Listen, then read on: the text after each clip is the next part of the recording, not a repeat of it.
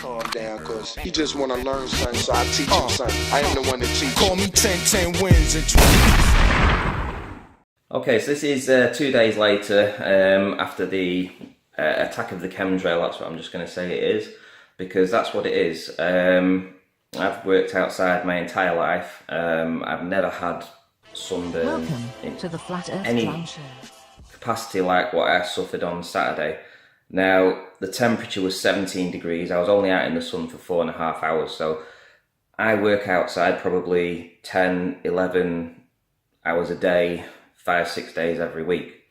So what happened was unusual, and I don't think it's a coincidence that since I've started documenting these chemtrails 3 years ago, it appeared to me that this particular chemtrail looked incredibly odd, and I decided to video it all day and tell people about it and mention it and point it out.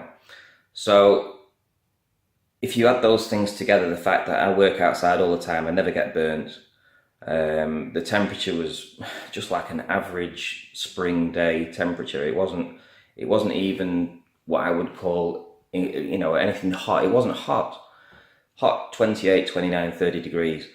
And I've worked in them as well, and I don't get burnt like this. I mean, just look. This is 2 days after the fact. My face is still swollen up, my nose is still swollen up. I had a blister on my forehead that's come off. The point still remains that this is an exceptional event. You know, what happened on Saturday was weird. I saw this chemtrail, I started documenting it. It looked incredibly odd to me first thing in the morning. So I followed it, I was documenting it, I was telling people about it. The temperature was mild. And I ended up with what can only be described as probably 2nd degree burns. I'm still suffering from it now. My face still feels leathery and swollen. It's puffy around here, it's puffy around my nose and between my eyes. So yeah, it's not me being soft or anything like that, because I work outside all the time. I just don't get burnt like this. This wasn't normal.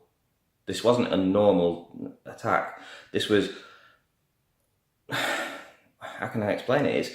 It feels like radiation burns or something. Something went on with that, with what was happening with that chemtrail. It had a sundog that came like 3:30, 3:45 in the afternoon. A sundog in the high sun. So normally where you'll see a sundog, it'll be either very first thing in the morning or normally just before sunset. So to see it in the high sun was a very odd event anyway. Also, chemtrails were reflecting off this chemtrail, so the plane was flying across. The reflection of the actual chemtrail it was producing was reflecting off this chemtrail. It was insane what was going on with this thing all day. I'm glad that I documented it. I'm glad that I actually was aware to it, because everyone else just seems to be doing the wrong thing, walking around with the heads down, playing on the phones, or got their headphones in, or just anything. They're not looking up, they're not paying attention to this sort of stuff. But I'm aware to it. I saw it. I noted that this one chemtrail was incredibly odd, and I'm glad that I filmed it. I'm not glad that I got burnt like this. But that's something that I wasn't expecting to happen. I didn't expect that I was going to get sunburnt like this. So whatever was happening with that chemtrail obviously magnified the sun's rays in some way, whether it was allowing the UV rays to come through or something like that, or perhaps it was just enhancing the strength of the sun rays. I don't know. Whatever it was, it just wasn't coincidence that this happened when I'm actually used to working in the sun. So there you go.